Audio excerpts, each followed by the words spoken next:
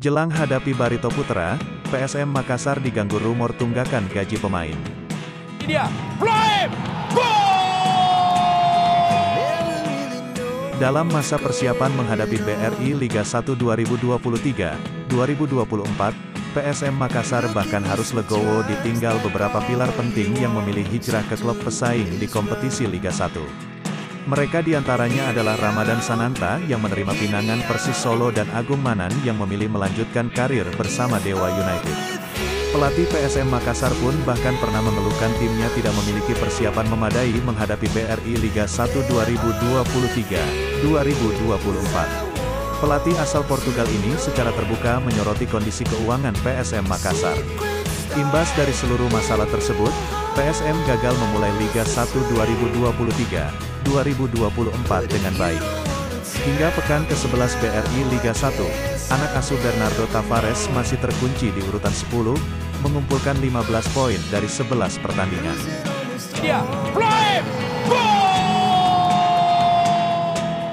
Seolah terjebak dalam pusaran masalah, jelang menghadapi Barito Putra pada pekan ke-12 BRI Liga 1 2023-2024, PSM Makassar kembali diganggu rumor tak sedap. Tak main-main, menurut rumor yang beredar, PSM Makassar terlilit masalah tunggakan gaji pemain.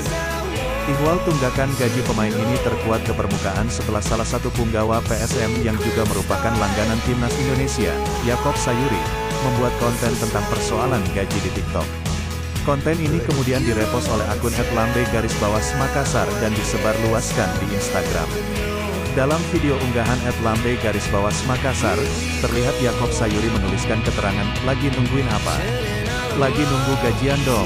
Terus pas udah gajian, aku nunggu gajian bulan depan," tulis video unggahan @lambe_makassar, Jumat tanggal 8 September tahun 2023. Sebagai informasi, Barito Putra kini sedang dalam performa terbaik. Anak asuh Rahmat Darmawan menempati posisi 2 klasemen sementara Liga 1, mengumpulkan 20 poin dari 11 pertandingan.